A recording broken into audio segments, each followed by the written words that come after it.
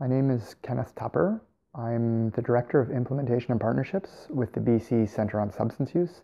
And I'm also an adjunct professor in the School of Population and Public Health at the University of British Columbia. And so today we're going to be talking mainly within the realm of ayahuasca, but also some broader subjects around plant medicine, psychedelic plants. Can you tell me about your personal experience with psychoactive plants, specifically with ayahuasca? Yeah, I've had the opportunity to drink ayahuasca a number of times, and it's one of the most remarkable things I've ever come across. Tremendously powerful learning. It definitely changed my sense of perception of myself, my relation with others, and relation with the broader ecological sphere within which we inhabit the planet with other creatures and our fellow humans. It's impossible to put into words, though. That one of the things about the ayahuasca experience is it defies language. It's fundamentally ineffable, but it's absolutely remarkable. And to me, it was, after my early experiences, it was no surprise that indigenous peoples of the Amazon held it in such high esteem as part of their folk healing pharmacopoeia. So did you first come to it through your academic study, or was it something that you pursued on a personal level and then that ended up evolving into your profession as well? It was through my academic study. I was reading books. I remember reading Terence McKenna's Food of the Gods and Wade Davis's One River around the same time, and I remember coming across ayahuasca, which I'd heard of prior to that, and the idea that it was a plant teacher. And I was a teacher myself at the time and was struck by that metaphor, or maybe it's not a metaphor, that the idea that plants could be teachers, and was sort of impelled to pursue that idea in graduate studies. And during my master's program, I had the opportunity to go down to Brazil and drink ayahuasca with the Santa Daime, one of the Brazilian ayahuasca churches. And that was absolutely remarkable, transformational experience for me. And sort of I kept up the studies after that, and continue to this day to be really struck by the potential for both healing and potential cognitive enhancement or learning from this plant teacher.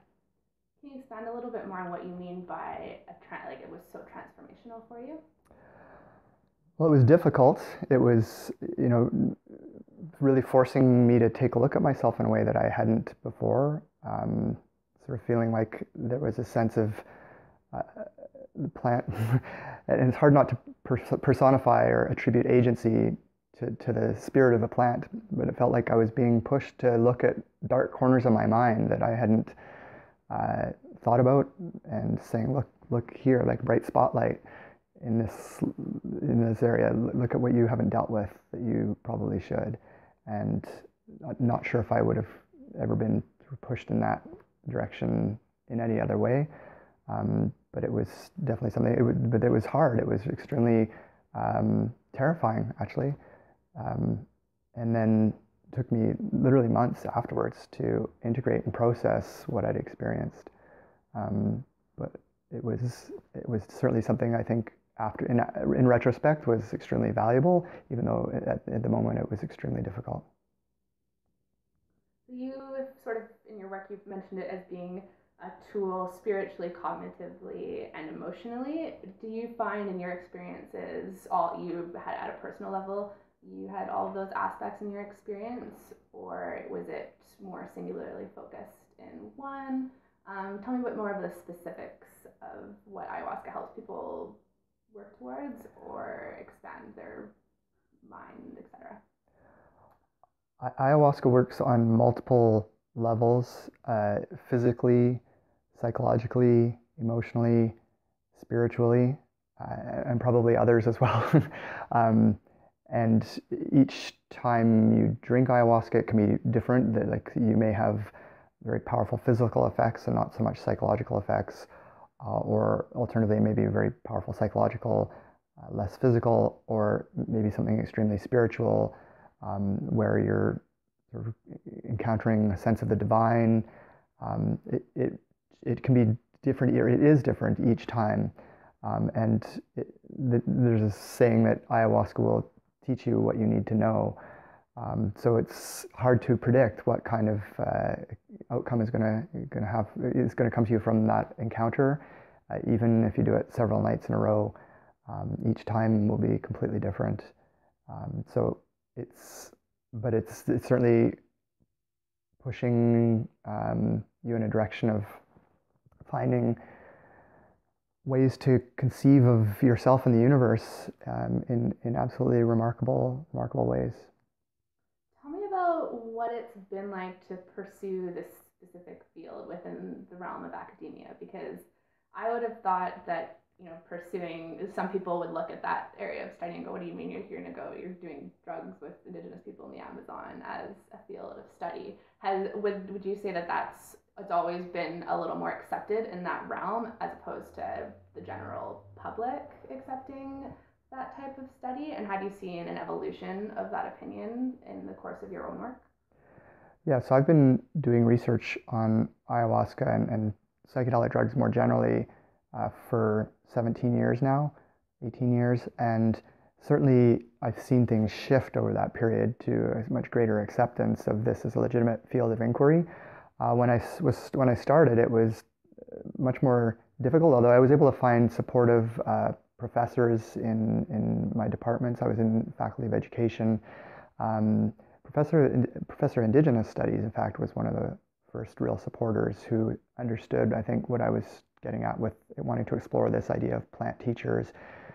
She knew about the traditions of peyote in the Native American church and other traditional uses of plants in Central America and South America, and thought that it was something worth pursuing.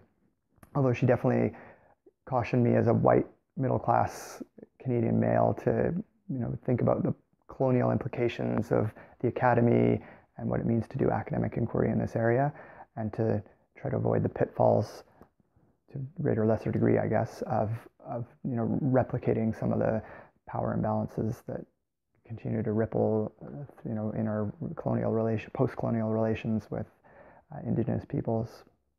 Can you tell me a bit of how you've navigated those challenges in your work? Because that's obviously, even at the MAPS conference, you really said that is a part of the discussion of more and more people using these medicines that they're not a part of our specific history. They're indigenous traditions. Can you tell me a bit about how you've navigated those challenges in your work?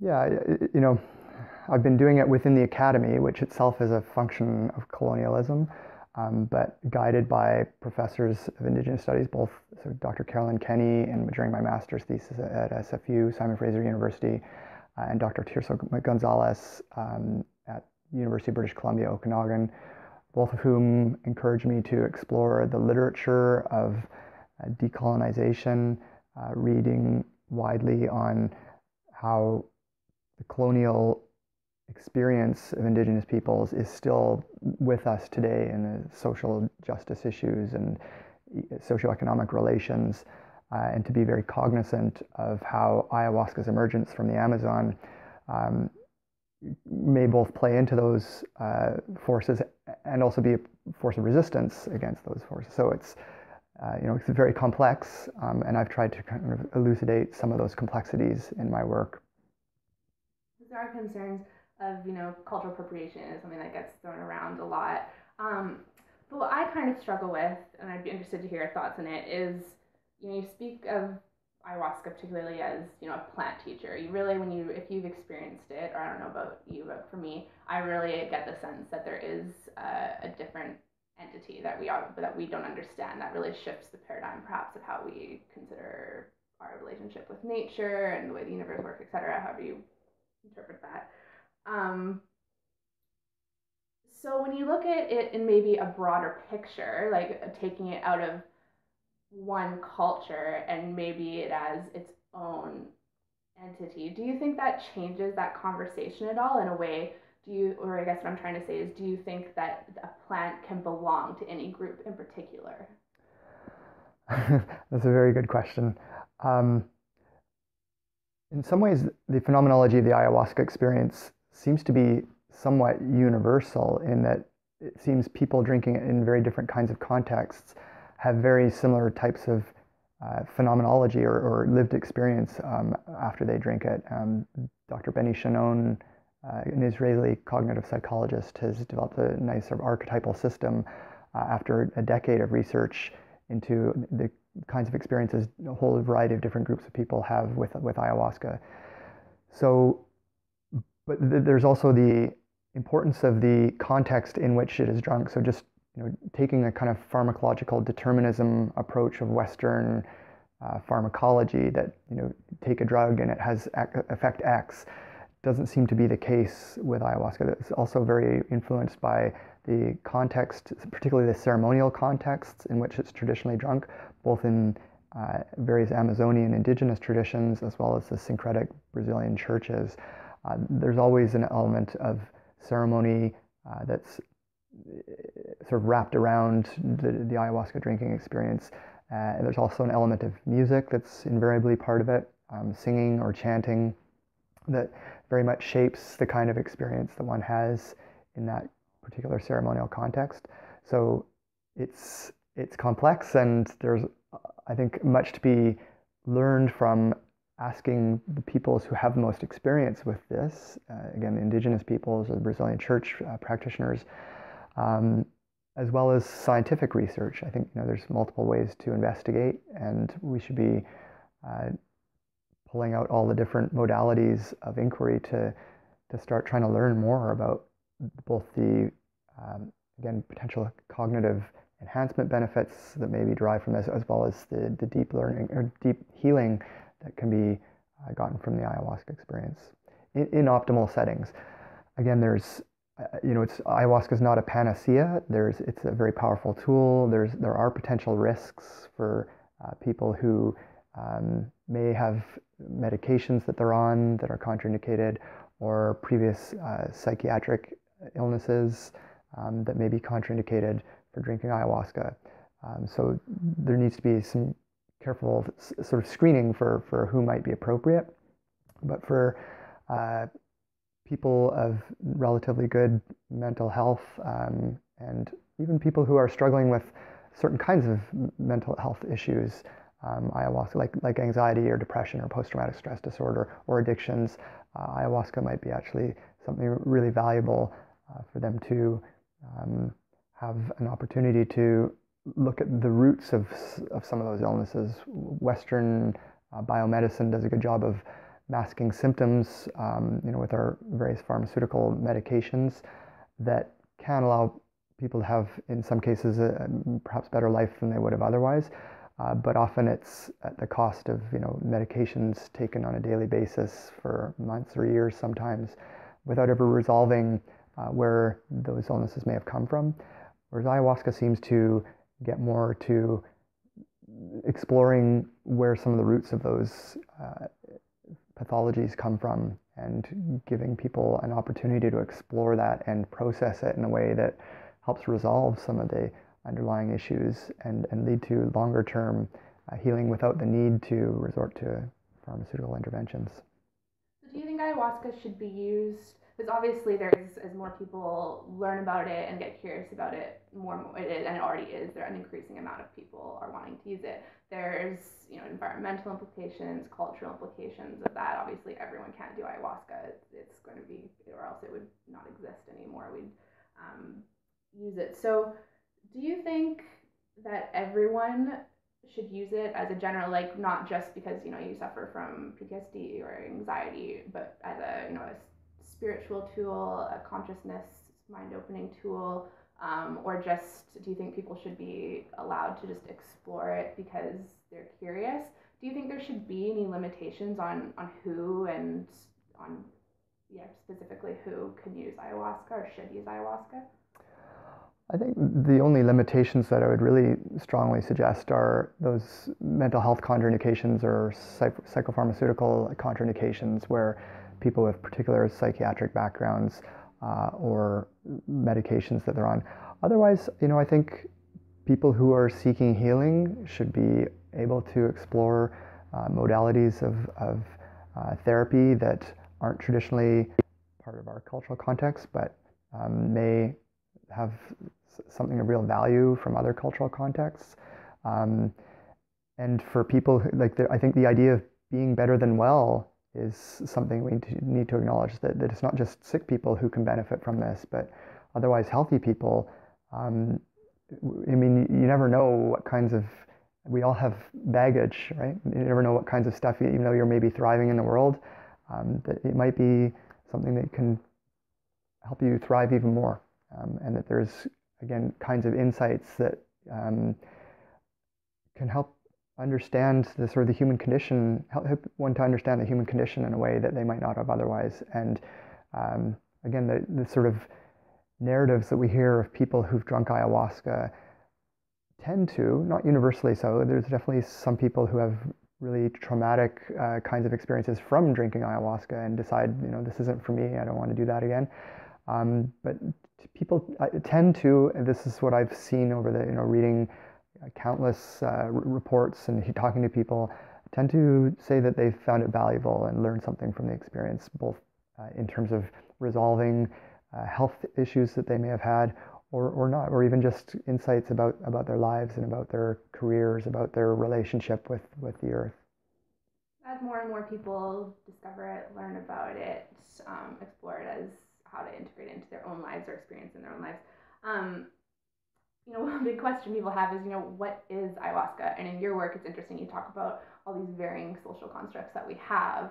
Can you talk a little bit about those different constructs and why there's so many? Like, why can't we pin, is it a drug? Is it a plant? Is it a plant teacher? Is it a spirit? Can you talk a little bit about that? Sure. So the word ayahuasca comes from Quechua language, and it means vine of the soul or spirit vine.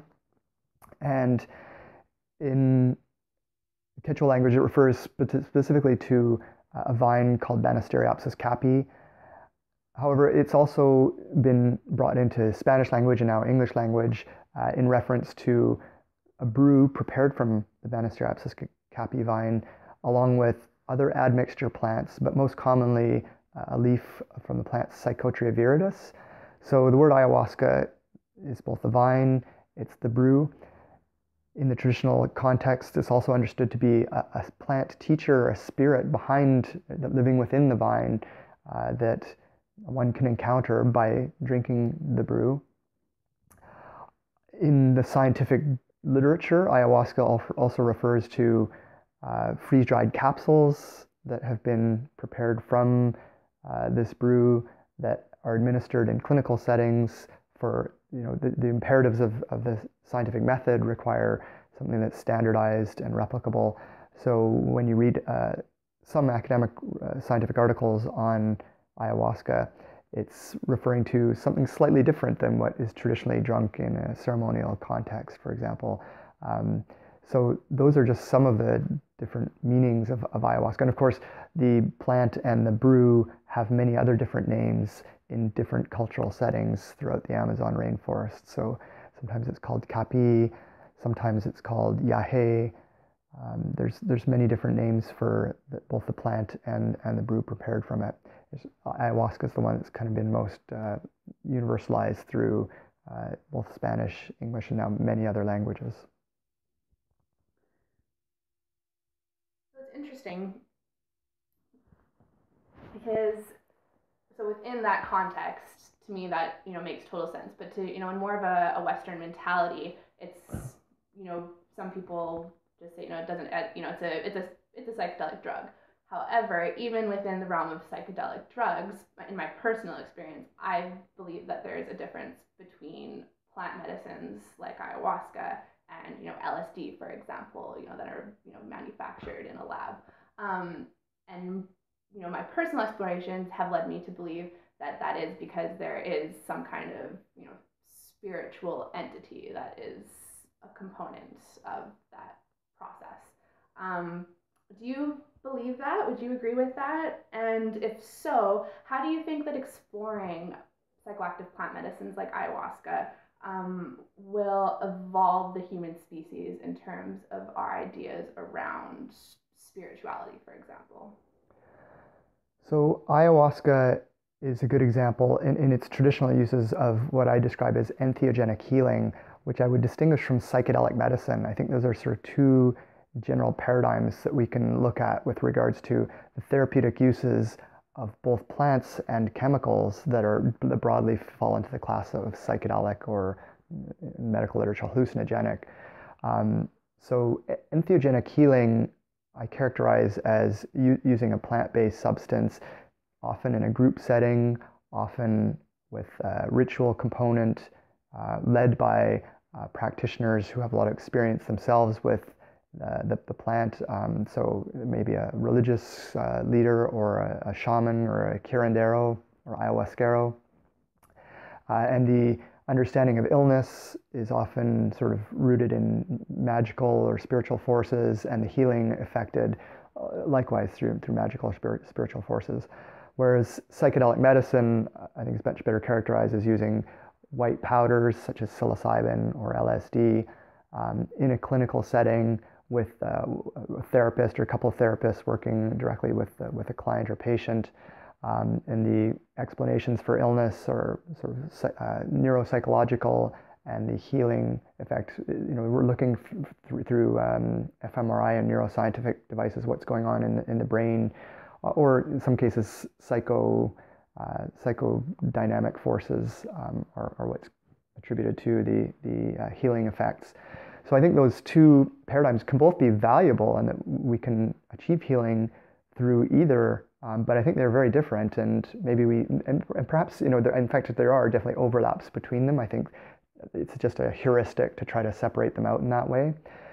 So I think it'd be helpful to be exploring both of them further, both in terms of looking for better health outcomes for individuals, as well as through sort of scientific inquiry, how we can determine what may be going on in one versus the other, and how we can achieve better health, both for individuals and for societies as a whole.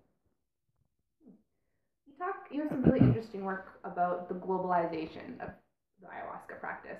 Can you tell me through your work, what you think the biggest benefits and also the biggest concerns are with that trend? Sure. So ayahuasca largely remained off the cultural radar in the 1960s, when young people, the baby boom generation, were exploring drugs like LSD, psilocybin mushrooms, cannabis. Ayahuasca, I think, was heard about by a small number. William Burroughs wrote a book about that, about the Yahe letters. So there was some underground knowledge, and people who traveled to South America may have encountered it, but largely wasn't on the cultural radar. And then in the late 80s, early 1990s, a couple of things happened. One was greater reliable air transport to and from the Amazon rainforest to places like Iquitos, Peru. And also the internet, by the mid-90s, became a force for knowledge dissemination that, was revolutionary.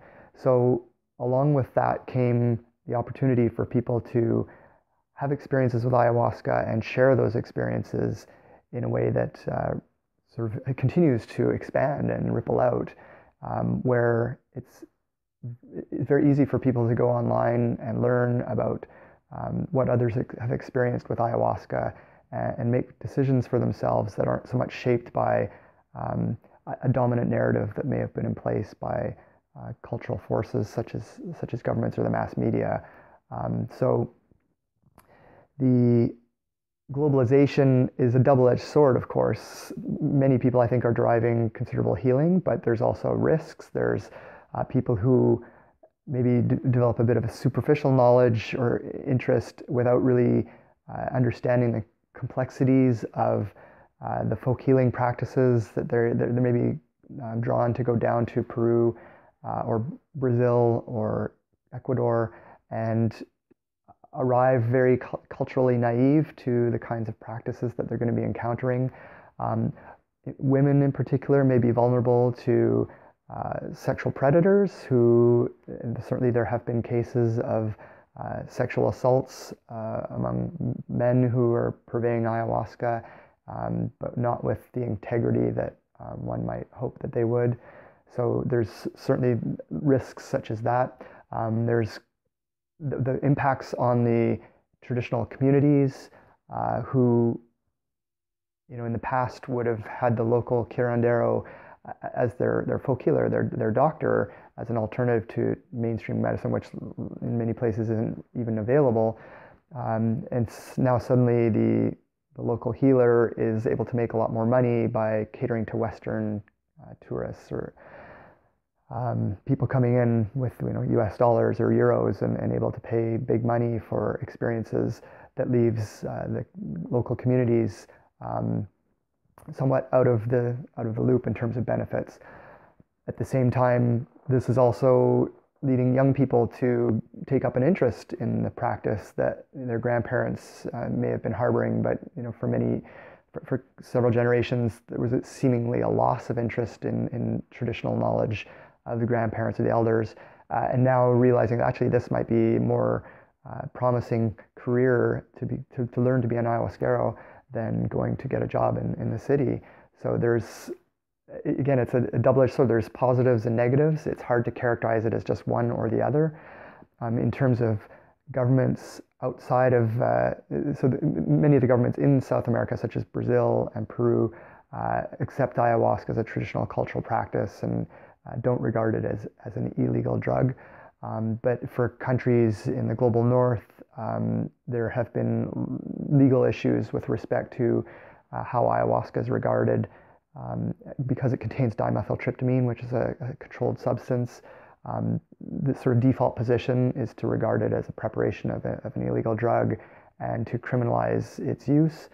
So that's resulted in numerous legal challenges in different countries, many of which have resulted in human rights protections for religious freedom to allow people to practice the way they encounter the divine without fear of prosecution.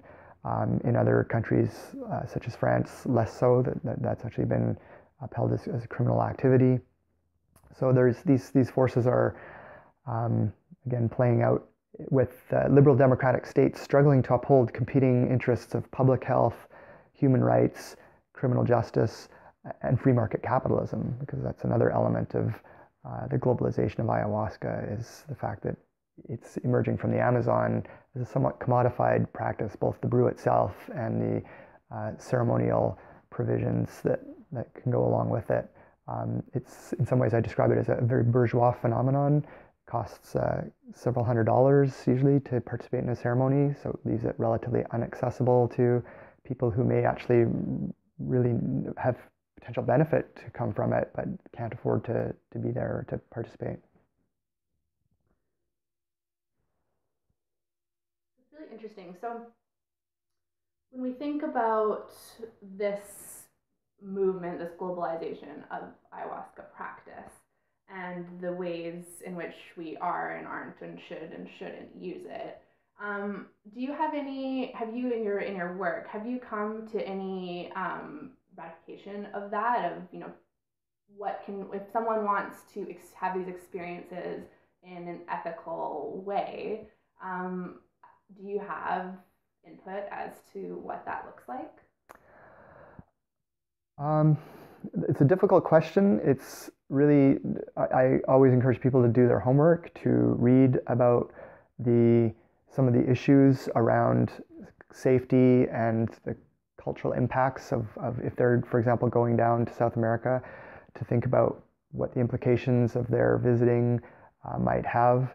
Ask questions of the people who they're visiting. If it's a retreat center or a curandero, ask them, how are you sharing or distributing the benefits with the local communities? How are you protecting the people who are coming here in terms of safety, in terms of, again, women against sexual assault, or screening visitors to ensure that they're not going to leave worse than when they arrived? So I think it's there is no regulation of these kinds of practices. So it's really buyer beware, caveat emptor, as a principle right now. So I think the onus still is on the individual to do their homework, to think about the potential, who's benefiting from from what they're getting involved in, other than, of course, themselves, which is, I think, why many people want to go, but to realize that it's not just about themselves, that there's others to be thinking about. And again, there's a bit of a catch-22, and that if we were to tell people, don't seek this out because there isn't, full social justice in the world yet, might actually prevent us from having experiences that lead to transformational insights about social justice and thinking about needing to protect the planet in a way that we haven't otherwise.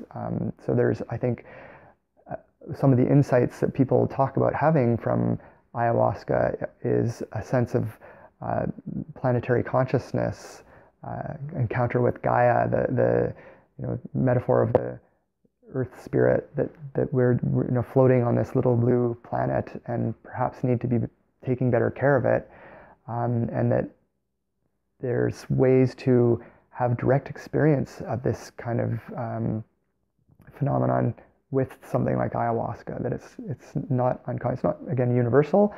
Some people drink ayahuasca and don't have those kinds of experiences, but many do, and often shift the way they do things subsequently in a way that I think could be really beneficial to us in the long run.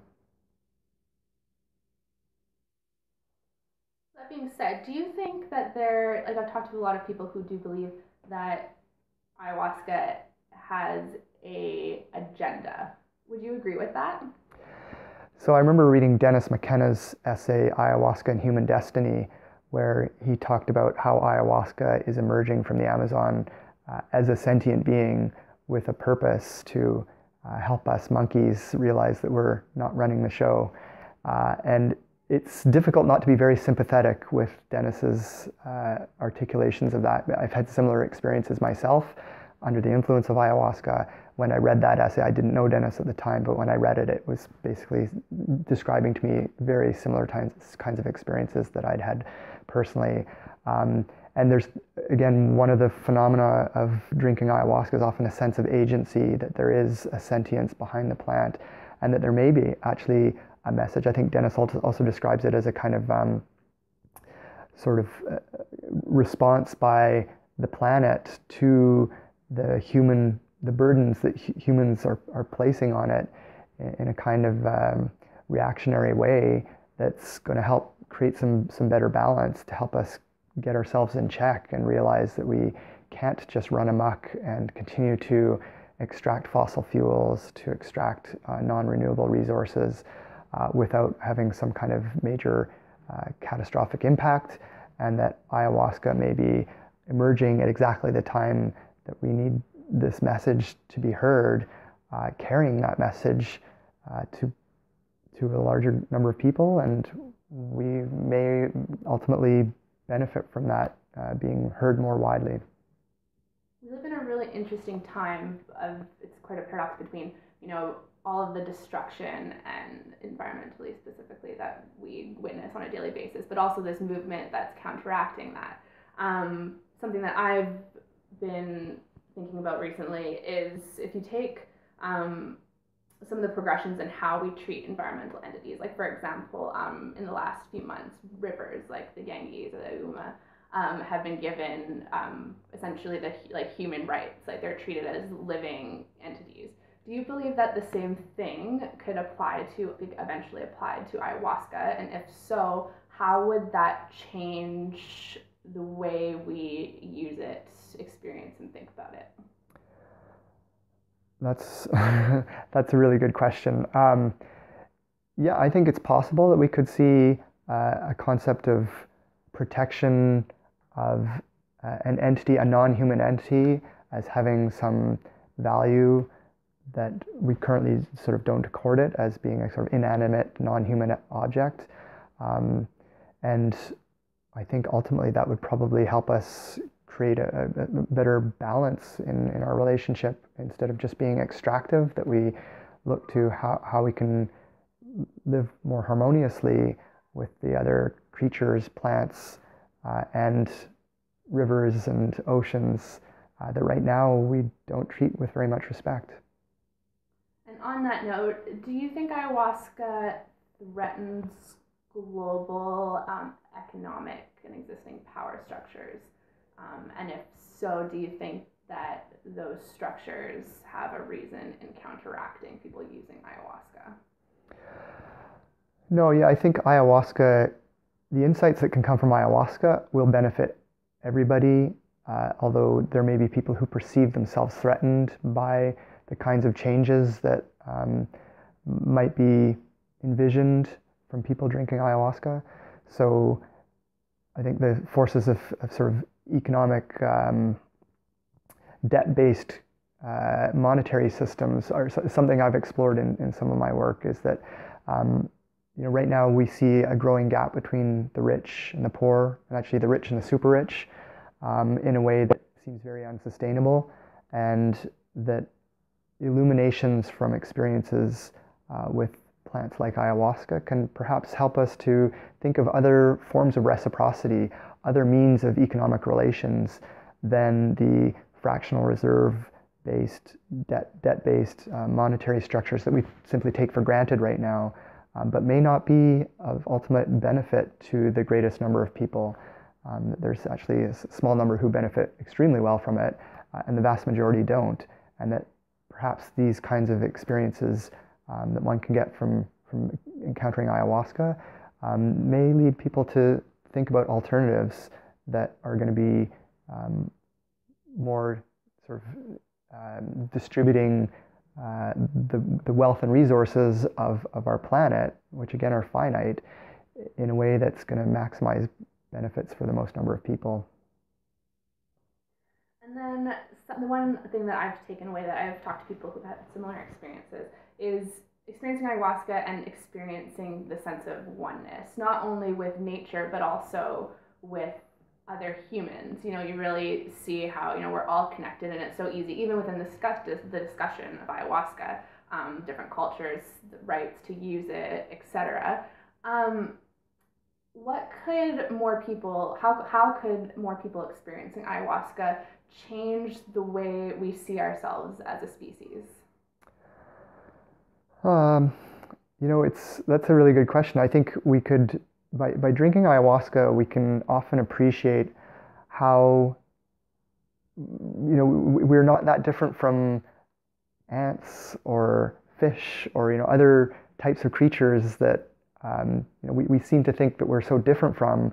We're all DNA-based life forms. I think back to Jeremy Narby's book, The Cosmic Serpent, and the insights about how DNA-based life forms are all one. We're all coming from the same molecular structures, and that our insights about that, don't have to just come from science, but can come directly from experiences with plants like ayahuasca, and that the indigenous peoples of the Amazon were not mistaken in knowing that they had something of extreme value and importance, and that we came in, Euro-American cultures came in hundreds of years ago, and still today, denigrating these cultural practices, denying that the language, the beliefs, the customs of indigenous people had any benefits or value, and imposing our cultural narratives on them as the sole force of civilization.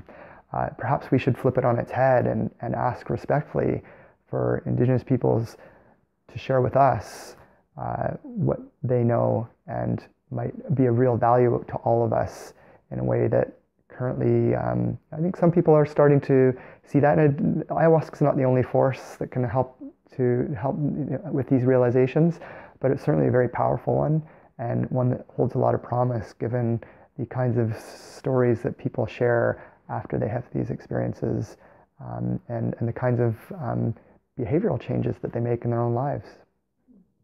Very well put. So that's the majority of my questions, but you have such a huge wealth of work on this topic. I'm curious to know that if there's anything that I haven't asked you about in regards to your work that you think is really important to talk about in this kind of conversation around using ayahuasca. My academic work has been somewhat challenged by how far I want to go into the idea of ayahuasca being sentient and having agency in itself versus the more instrumental concept of it being a cognitive tool, which is where I ended up sort of staying on this side of the fence in terms of academic legitimacy, wanting to do something that would be respected by my academic peers who, I think for the vast majority, have not had experiences with ayahuasca.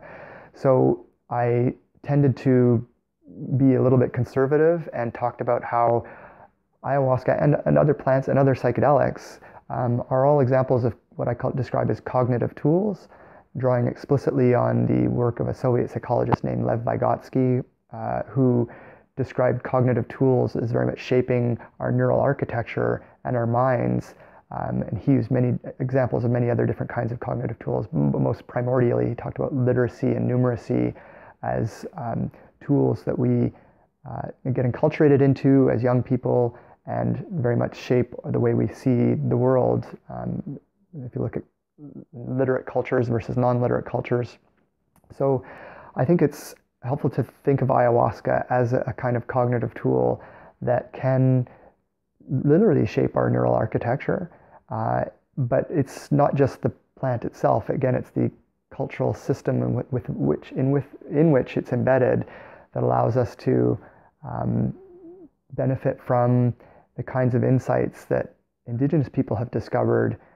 It can help to realize, both in terms of healing and in terms of learning. And so I think our modern systems of education could very much benefit from exploring ideas around other ways of learning, other ways of knowing, that perhaps not all knowledge that is valuable is based in letters and numbers, that perhaps there's other kinds of tools that we can use that extend the limits of human perception. And this is a fundamental challenge to science itself. If you look at the origins of science, the epistemic authorities of the 16th and 17th century were very much challenged by amateur intellectuals who came along and deployed new kinds of cognitive tools, telescopes, microscopes, theodolites, clocks. These tools were not universally accepted as beneficial, especially by the church fathers who regarded knowledge as very circumscribed, coming from either Aristotle or the Bible. And what we saw was a very revolutionary force in terms of ideas about where knowledge could come from, based on empiricism and experience that one could get from deploying these kinds of tools. So if you fast forward several hundred years to today, what we see is the sort of epistemic authorities of our culture now are scientists who have in some ways forgotten about their early revolutionary roots of how knowledge was reconceptualized and reconstructed. And what we have now are amateur intellectuals who are deploying new kinds of cognitive tools. Well, they're not new cognitive tools, they're actually ancient cognitive tools, but new for us. And the question arises as to, if you're unwilling to look through the telescope, how can you know whether or not there's anything of value to be seen through it? And so I think it raises questions on whether it is incumbent upon us to be curious, to be willing to deploy these kinds of tools and discover what can be learned from doing so, in a way that might be equally revolutionary in our current time as it was 400 or 500 years ago in the early modern scientific revolution. That's wonderful. Thank you so much. That's all my questions. I feel like I was going on fast forward there. No, that's great. That's exactly what you kind of need in this kind of project, right? Because you only have so much time to say so much, especially on a topic like this. I could be interviewing you forever. I'd also like to comment on the value in learning and education of experiences of wonder and awe that our modern systems of schooling have very much kind of been careful to, I wouldn't say suppress, but not to cultivate perhaps as much as we might like. And that, if you look at the regimented systems of schooling with rows and bells, rows of desks and bells, and making sure that kids are being attentive in the way that we want them to be attentive, and in fact prescribing powerful psychotropic medications if they aren't, that perhaps we need to think about how experiences of wonder and awe might be catalyzed in very different kinds of ways. And again, it's got to be age appropriate, so it's not young children who might be most appropriate for an experience with something like ayahuasca. But as a rite of passage from late teens into early adulthood, when often many youth have lost those kinds of experiences of wonder and awe. They come into as young children into kindergarten full of curiosity and desire to learn and experiences of wonder, and then 15 years later, when they're coming out the other end of their formal schooling, jaded and very much enculturated into the materialism of the modern world, that those are the kinds of opportunities we might want to look at for allowing access to something like ayahuasca and used in a intergenerationally, or using intergenerational methods, which again is drawing on the cultural practices of traditions where grandparents model responsible use, show young people how to get the benefits of these kinds of things using the ceremonial structures that have been passed down generation to generation, and enculturating them through myths and stories as they prepare